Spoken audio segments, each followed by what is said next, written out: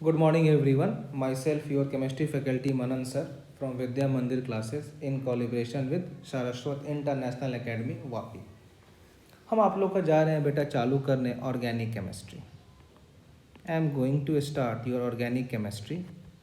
ठीक है, जो ऑलरेडी हमने वीडियो प्रोवाइड कर रखा है, लेकिन हम कोर्स पूरा हो चुका है, तो I am just going to again revise the concept which is very very useful. तो ऑर्गेनिक केमिस्ट्री में जो हम जा रहे हैं बात करने, वो आपका रहेगा GOC, जिसको हम क्या बोलते हैं, जनरल ऑर्गेनिक केमिस्ट्री। इसको हम बोलते हैं जनरल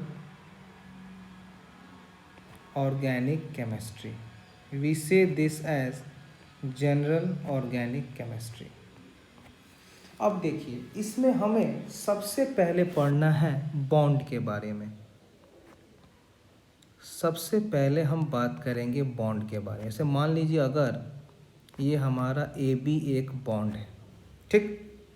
अब अगर इसको हम ब्रेक करते हैं तो ये मेरा कितना केसेस होगा, चाहे ये A free radical B free radical में बन जाए, या ऐसा हो कि A प्लस हो और B माइनस हो, या ऐसा हो जाए A माइनस हो और B प्लस हो।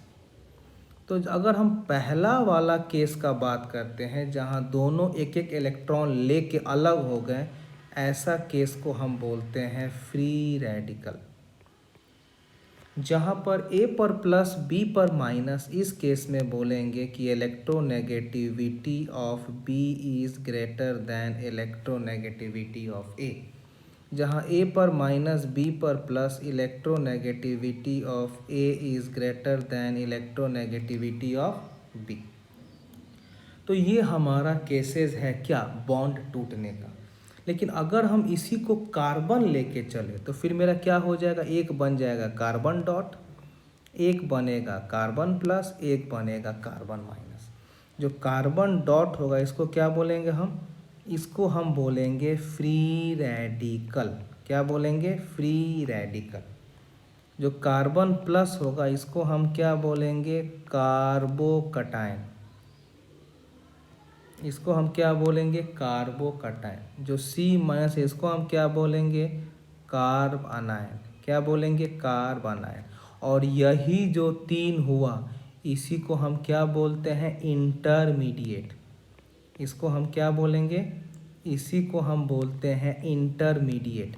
Now what is the meaning of intermediate. Intermediate का मीनिंग ये होता है कि जो रिएक्शन स्टार्ट होने के बाद बने और प्रोडक्ट बनने से पहले मर जाए या डिस्ट्रॉय हो जाए। तो what is the meaning of intermediate. Intermediate is those which is formed as the reaction starts and destroyed completely before the formation of product. ठीक है, चलिए इसके बारे में हम बात करते हैं, लेकिन सबसे पहले हम समझ लें व्हाट इज सॉल्वेंट। पहले हम सॉल्वेंट की बात कर ले कि सॉल्वेंट क्या होता है। देखिए, हम जो ऑर्गेनिक केमिस्ट्री में जो हम सॉल्वेंट पढ़ते हैं, इसको हम दो पार्ट में क्लासिफाई करते हैं। एक हमारा होता है पोलर सॉल्वेंट और एक हमारा होता है नॉन पोलर सॉल्वेंट। एक होता है हमारा पोलर सॉल्वेंट, एक होता है नॉन पोलर सॉल्वेंट।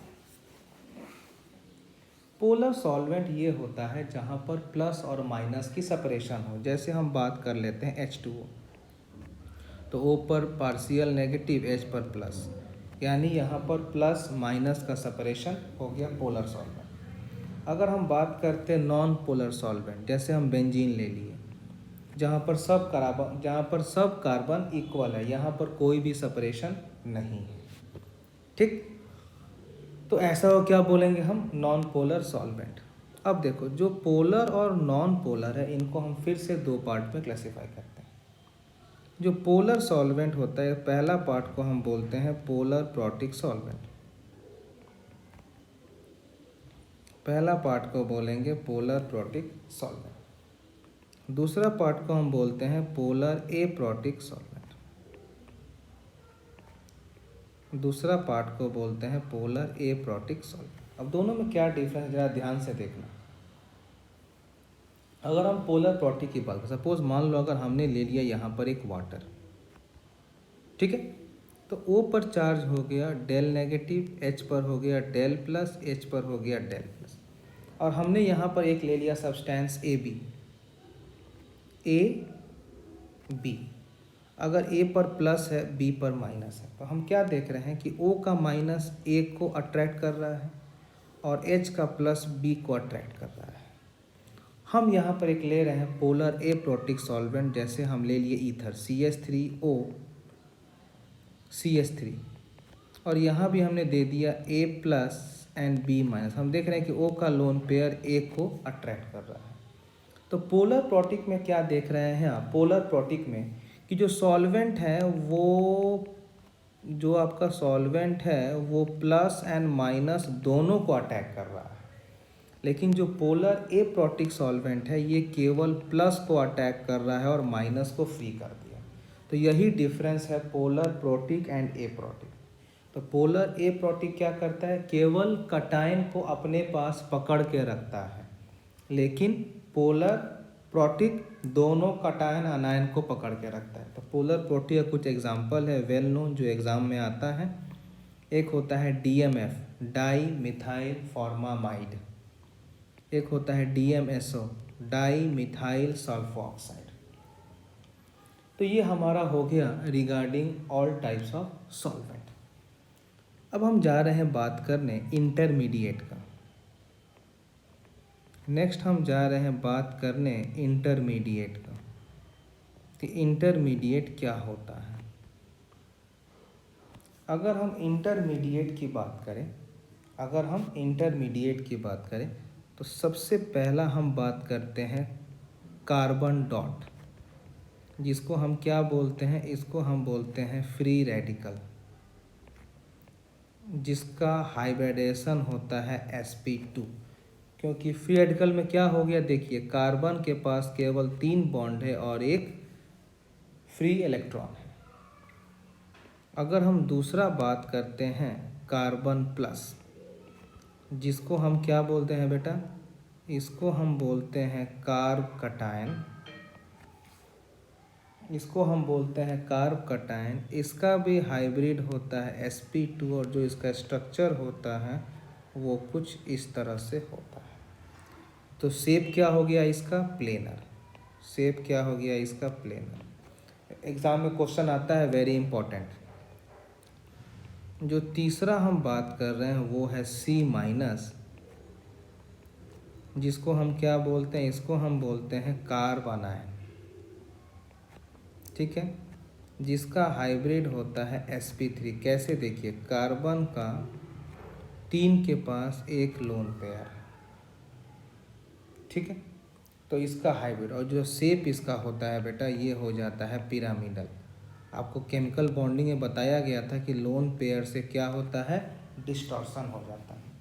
तो ये हमारा इंटरमीडिएट का ब्रीफ डिस्कशन है, जिसका एग्ज़ाम में हाइब्रिड हमेशा पूछता है कि फ्री रेडिकल का, कार्ब कटायन का, कार्ब अनायन का हाइब्रिड क्या होगा, शेप क्या होगा। आया समझ में। नेक्स्ट हम जा रहे हैं बात करने इफ़ेक्ट्स। कुछ इफ़ेक्ट्स होते हैं और इस इफ़ेक्ट को हम 2 पार्ट में क्लासिफाई करते हैं। जो पहला इफ़ेक्ट है जिसको हम बोलते हैं परमानेंट इफ़ेक्ट। फर्स्ट इफ़ेक्ट को हम क्या बोलते हैं, परमानेंट इफ़ेक्ट। जो सेकंड इफ़ेक्ट है इसको हम बोलते हैं टेम्पोररी इफ़ेक्ट। जो सेकंड को हम क्या बोलते हैं, temporary effect. Now what is the meaning of permanent, मतलब जो खुद हो जाए, हमें कोई थर्ड पार्टी की रिक्वायरमेंट ना हो इसको कराने के लिए। और टेम्पोररी मतलब जो किसी फील्ड या फोर्स के प्रेजेंस में हो, ऐसे ना हो। तो परमानेंट 4 तरह का होता है। पहला आपका होता है inductive effect. The first one is your inductive effect. The second one is your resonance. The third one is your mesomeric. Third क्या होता है? Mesomeric effect. और जो फोर्थ होता है ये होता है hyper conjugation. And the fourth one is hyper conjugation. ठीक। जो टेम्पोररी इफेक्ट है ये केवल एक है, जिसको हम क्या बोलते हैं? Electromeric effect. ये केवल एक ही है जिसको हम क्या बोलते हैं? Electromeric effect. ठीक है। हम एक एक करके सबके बारे में बात करेंगे, क्या है, कैसे होता है। ठीक। अब देखिए, सबसे पहले हम जा रहे हैं बात करने इंडक्टिव इफेक्ट का। The first we are going to focus on inductive effect. भैया ये क्या है? ठीक है। तो सबसे पहला पॉइंट, जो इंडक्टिव इफेक्ट है बेटा, ये है एक परमानेंट इफेक्ट। ये क्या है? ये आपका एक परमानेंट इफेक्ट है। ठीक। दूसरा, इसको हम दो पार्ट में क्लासिफाई करते हैं। प्लस आई मतलब प्लस इंडक्टिव इफेक्ट, माइनस आई का मतलब है माइनस इंडक्टिव इफेक्ट। अब थोड़ा हम एग्जांपल लेके समझते हैं प्लस आई माइनस आई कैसे हम समझेंगे। तो पहले ये तो जाने प्लस आई क्या होता है। प्लस आई का मतलब क्या होता है? इलेक्ट्रॉन डोनेटिंग, जो इलेक्ट्रॉन का दान करे, जो इलेक्ट्रॉन डोनेट करे, रिलीज करे। और माइनस आई जो इलेक्ट्रॉन को पुल कर ले, इलेक्ट्रॉन पुलिंग या इलेक्ट्रॉन विड्रॉइंग। ये हो गया आपका माइनस आई इफेक्ट। ठीक है। हम एक एग्जांपल लेके समझते हैं। ठीक। जैसे देखिए, मान लीजिए अगर हमने ये वाला एक कंपाउंड लिया सी और यहाँ हमने एक्स लगा दिया। ठीक। अब देखो, इसको हम दो पार्ट में क्लासिफाई करते हैं। हमें बात करना है केवल इसमें, क्योंकि यहीं पर एलिमेंट का डिफरेंस है, बाकी सारे एलिमेंट बराबर हैं। तो हम पहला केस ले रहे हैं कि अगर मान लो कि अगर electronegativity of carbon is greater than electronegativity of x, तो क्या होगा? 1 2 3 4 एक्स। मतलब कार्बन एक्स से इलेक्ट्रॉन पुल करेगा तो इस पर आ जाएगा डेल नेगेटिव, इस पर आ जाएगा डेल पॉजिटिव। दूसरा केस अगर हम बात करें कि अगर electronegativity of carbon is less than electronegativity of x, अब क्या होगा? 1 2 3 4 यहाँ एक्स, यानी अब एक्स पुल करेगा तो एक्स पर आ गया डेल नेगेटिव, कार्बन पर आ गया पॉजिटिव। अब हमें ये बात करना है कि किसको प्लस आई बोलेंगे, किसको माइनस आई, क्योंकि दोनों में इलेक्ट्रॉन देना लेना सब हो रहा है। तो कार्बन को छोड़ देते हैं, उसके अलावा जो दूसरा एलिमेंट है एक्स, इसको देखते हैं। तो पहला केस में आप क्या देख रहे हो कि एक्स कार्बन को इलेक्ट्रॉन दे रहा है, यानी पहला केस में जो ये एक्स है इलेक्ट्रॉन दान कर रहा है ना, तो इसको हम बोलेंगे it is showing plus I effect, means electron donating. दूसरा में कार्बन को छोड़ के एक्स को देखो, जहाँ पर एक्स इलेक्ट्रॉन ले रहा है, तो इसको हम बोलेंगे माइनस आई। कार्बन को छोड़ के दूसरा एलिमेंट को चेक करते हैं। तो आपको कुछ समझ में आ रही है कि प्लस आई माइनस आई हम कब बोलेंगे, कब नहीं बोलेंगे?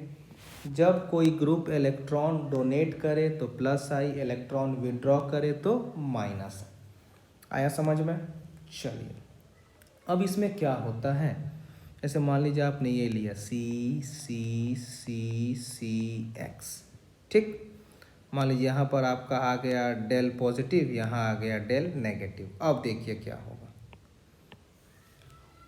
जैसे जैसे आप दूर जाओगे ना, तो मान लो कि अगर इस कार्बन पर डेल पॉजिटिव है तो इससे इलेक्ट्रॉन पुल करेगा, तो फिर यहाँ पर आ जाएगा डेल 1 पॉजिटिव, फिर ये इससे पुल करेगा, तो यहाँ पर आ जाएगा डेल 2 पॉजिटिव, फिर इससे पुल करेगा, यहाँ पर आ जाएगा डेल 3 पॉजिटिव। लेकिन अगर हम एक्सपेरिमेंट से देखें तो हम क्या देख रहे हैं कि जो हमारा डेल 3 पॉजिटिव है, this is less than del 2 positive, this is less than del 1 positive, this is less than del positive. तो हम क्या देख रहे हैं कि जैसे जैसे कार्बन से हम दूर जा रहे हैं वैसे वैसे चार्ज घट रहा है, वैसे वैसे चार्ज क्या हो रहा है? घट रहा है। तो हम क्या बोल सकते हैं? इस कंक्लूज़न को लेके हम क्या बोल सकते हैं? इस कंक्लूज़न को लेके हम ये बोल सकते हैं कि inductive effect inductive effect is distance dependent, is distance dependent. मतलब जैसे जैसे डिस्टेंस बढ़ते जाएगा वैसे वैसे इफेक्ट ख़त्म होते जाएगा, और जैसे जैसे डिस्टेंस कम होगा वैसे वैसे इफेक्ट बढ़ेगा। मतलब हम ऐसे लिख दें कि inductive effect is directly proportional to 1/डिस्टेंस। वेरी इंपॉर्टेंट, इस पर क्वेश्चन एग्जाम में बहुत सारे आते हैं बेटा, बहुत ध्यान से आपको देखना पड़ेगा। तो ये हो गया। अब आपने समझ गया प्लस आई कब होगा, आपने समझ गया माइनस आई कब होगा, आपने ये समझ गया डिस्टेंस डिपेंडेंट है। ये वाला पूरा हमारा हो गया रिगार्डिंग क्या, this is all regarding inductive effect. Clear है, this is all regarding inductive effect. अब इस पर क्या है कि आपके कुछ क्वेश्चंस आते हैं कि इंडक्टिव इफेक्ट क्या करेगा क्या नहीं करेगा। जैसे फॉर एग्जांपल मान लो कि अगर मेरे पास एक प्लस चार्ज है, ठीक है, अब इस पर अगर एक प्लस आई का ग्रुप लगा है और एक माइनस आई का ग्रुप लगा है, और हमें इस प्लस को स्टेबल करना है, तो हम क्या देखेंगे कि जो माइनस आई है ये तो और इलेक्ट्रॉन पुल करने वाला है, मतलब ये तो प्लस को और बढ़ाएगा। मतलब प्लस चार्ज में अगर आप कोई माइनस ग्रुप जोड़ रहे हो तो ये प्लस को और बढ़ाएगा। मतलब हम क्या बोलेंगे कि अगर ये हम ग्रुप लें तो ये और अनस्टेबल करेगा। क्या करेगा? अनस्टेबल करेगा। लेकिन अगर इस प्लस में अगर आपने जोड़ दिया प्लस आई जो इलेक्ट्रॉन देने वाला है, तो क्या ये इस प्लस को और न्यूट्रल करेगा। मतलब प्लस आई ग्रुप लगाने से प्लस वाला चार्ज स्टेबल हो रहा है। मतलब इससे हम क्या समझे कि अगर कोई एलिमेंट जिस पर प्लस चार्ज है अगर उसको स्टेबल करना है तो उस पर प्लस आई इफेक्ट वाला ग्रुप लगाना पड़ेगा। अगर कोई प्लस चार्ज है अगर उसमें आप माइनस आई ग्रुप लगा रहे हो तो वो प्लस चार्ज को और बढ़ा के अनस्टेबल करेगा। एक और एग्जांपल लेते हैं। अगर ये माइनस चार्ज है, इस पर आपने दो ग्रुप लगा दिया, प्लस आई माइनस आई। हम बोलेंगे कौन सा ग्रुप माइनस को स्टेबल करेगा आपसे। तो अगर आपने प्लस लगाया तो ये और इलेक्ट्रॉन देने वाला है, यानी माइनस को और बढ़ाएगा। और हमारा सिस्टम स्टेबल कब होगा? जब वो न्यूट्रल होगा। मतलब प्लस आई इस केस में और अनस्टेबल कर रहा है। अगर हम बात करें माइनस आई का तो इलेक्ट्रॉन पुल करने वाला है, मतलब माइनस को और डिक्रीज करेगा। मतलब माइनस आई लगाने से सिस्टम स्टेबल के टुवार्ड्स बढ़ रहा है। मतलब इस केस में अगर हम देखें तो प्लस आई का स्टेबल ज़्यादा है एज़ कम्पेयर टू माइनस आई, और दूसरा में देखें तो माइनस आई का स्टेबल ज़्यादा है एज़ कम्पेयर टू प्लस आई। यही आपके एग्ज़ाम में क्वेश्चन आता है, कंपेयर द स्टेबिलिटी। तो आपको अब देखना है कि हमारा पहले सिस्टम पर चार्ज क्या है और इससे जो हमारा ग्रुप अटैच्ड है उसका चार्ज क्या है। दोनों हमें देख कर बताना है कि कहाँ पर हमारा सिस्टम स्टेबल है और कहाँ पर हमारा सिस्टम अनस्टेबल है। तो फाइनली हम क्या बोल सकते हैं कि जो हमारा इंडक्टिव इफेक्ट है, जो हमारा इंडक्टिव इफेक्ट है, इसमें क्या होता है? इसमें होता है partial sharing of sigma electron. Partial sharing of sigma electron, इसी को हम क्या बोलते हैं? Inductive effect. आया समझ में? तो this was all regarding inductive effect कि ये परमानेंट है, कब शो करेगा प्लस आई, कब शो करेगा माइनस आई। ठीक है। अब इसका अगर हम बात करें बेटा एप्लीकेशन का, अगर इसका हम बात करते हैं एप्लीकेशन का, तो याद रखिएगा कि अगर किसी भी एसिड में अगर प्लस आई इफेक्ट है तो ये आपके एसिड कैरेक्टर को घटा देगा।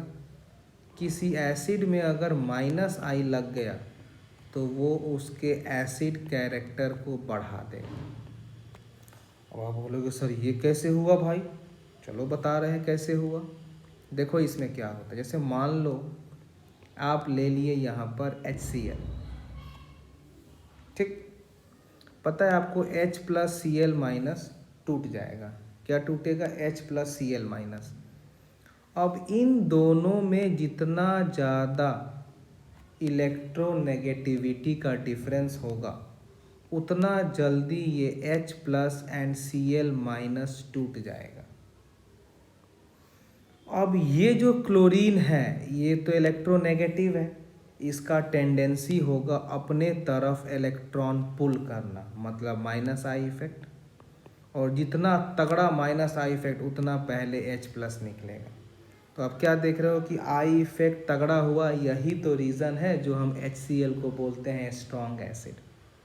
आया समझ में कि कैसे हम माइनस आई इफेक्ट से क्या कर रहे हैं? माइनस आई इफेक्ट से हम एसिड की कैरेक्टर डिसाइड करते हैं।